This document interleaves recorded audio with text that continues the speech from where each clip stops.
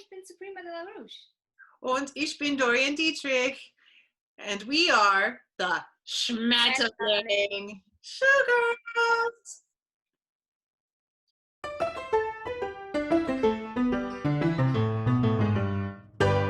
Today's episode is all about verbs. Let's go back to previous episodes and see all the verbs you've already learned. Hallo, ich heiße Suprema. Wie heißt du? Oh, ich wohne in San Francisco. Herr Dietrich, ich bin Lehrerin. Oh, ich bin auch Lehrer. Herr Dietrich, ich spreche Englisch und Deutsch. Ich habe einen Hund. Oh. And don't forget last week's word of the week, lesen. In a sentence, ich lese ein Buch. You already know how to talk about yourself, but how do you talk about someone else? For example, how would I say that Dorian has a cat or that Herr Dietrich lives in Germany? For this, you need to know about personal pronouns and how our verbs change to fit those pronouns. Okay, it is now time for grammar mode. Ooh, grammar mode. See how smart I look now? The first thing we need to talk about are personal pronouns. Our pronouns. Dorian. Yes, Suprema. What is a personal pronoun? I'm about to tell you. A personal pronoun essentially takes the place of a noun. For example, I might say that Suprema lives in San Francisco. She being our personal pronoun, has a cat.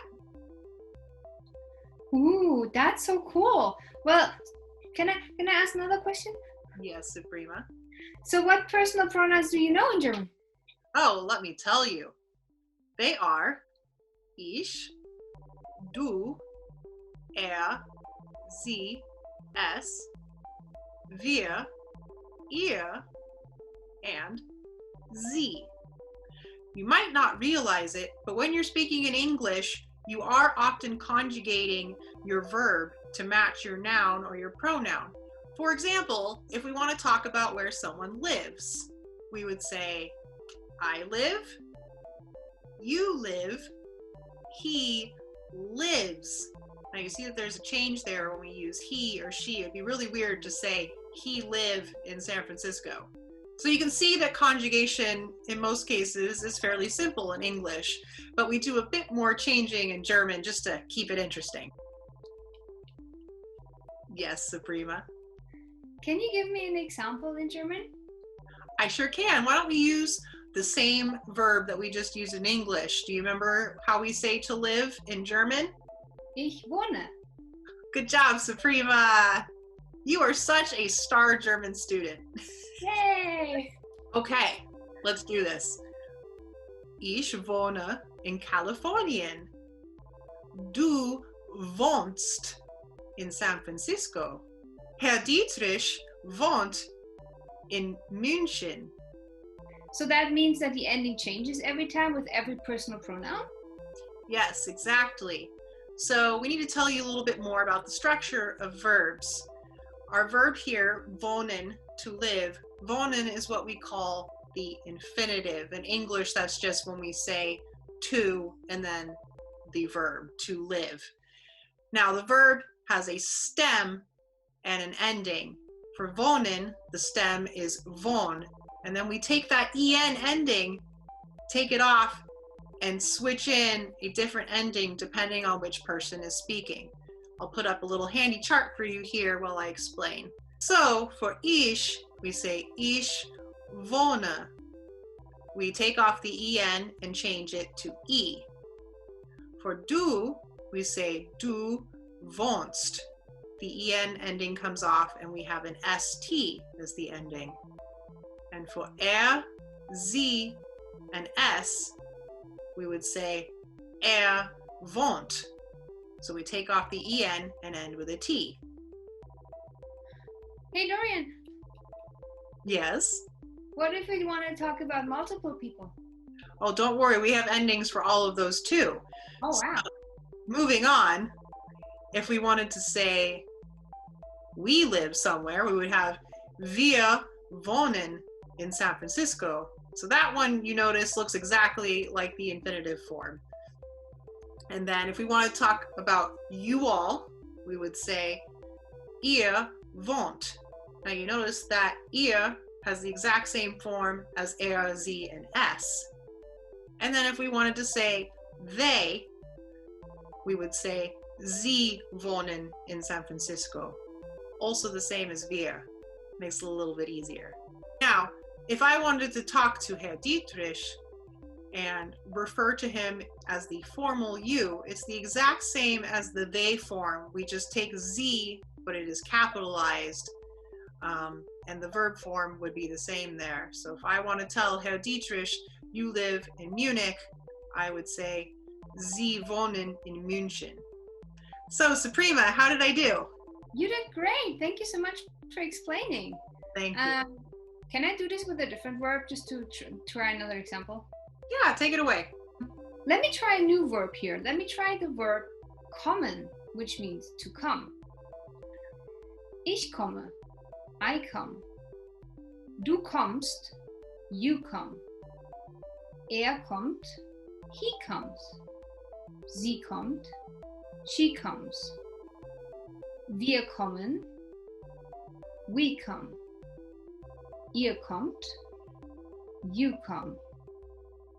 Sie kommen. They come. Same again as the formal you. Sie kommen. Formal you come. What do you think, Suprema? Is our audience ready to try this with some practice sentences? I'm sure they are. How about we put some people up on the screen and you practice saying where they come from? Let's start with Dorian.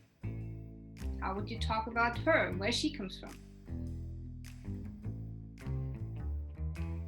If you said, du kommst aus Kalifornien, you come from California, then you're right. You also could have said, she comes from California. Sie kommt aus Kalifornien. Both would have been correct. What about Lizzo? How would we say that she comes from the USA? The correct answer here is sie kommt aus den USA. And don't worry if you didn't get the latter half of the sentence. We're mostly focusing on the conjugation of the verb right now. So how would Herr Dietrich and I say that we come from Germany? If you said, wir kommen aus Deutschland, then you are correct. How about you? Where do you come from? Why don't you go ahead and tell us in German in the comments. And now we have to go back one more time into grammar mode. We have a bit of a curveball to throw you, and they are called irregular verbs. Oh my God, irregular verbs? What are these? What about this really small little verb, to be? Think about it. To be. I am, you are, he is, like, Yes, Suprema. What does this word mean in German? The word for to be in German is sein. Okay, so how do we conjugate sein? Do we only just change the ending again? Oh no, now it's extra tricky. Why don't we throw up another chart for this?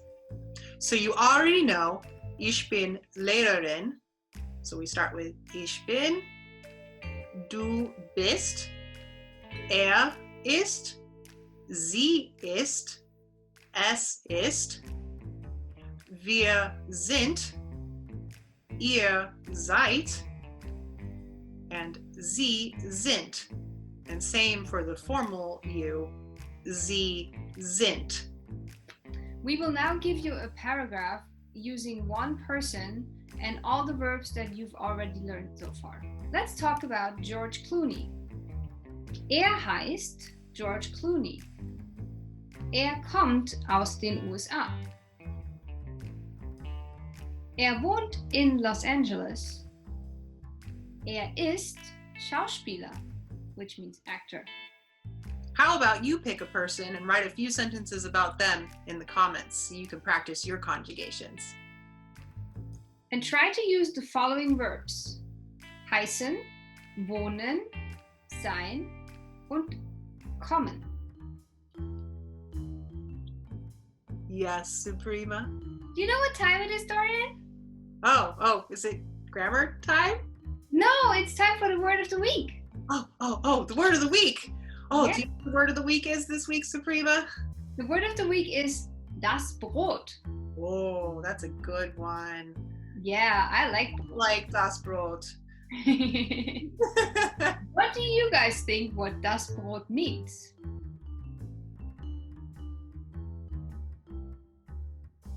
If you think that das Brot means the bread, you are correct.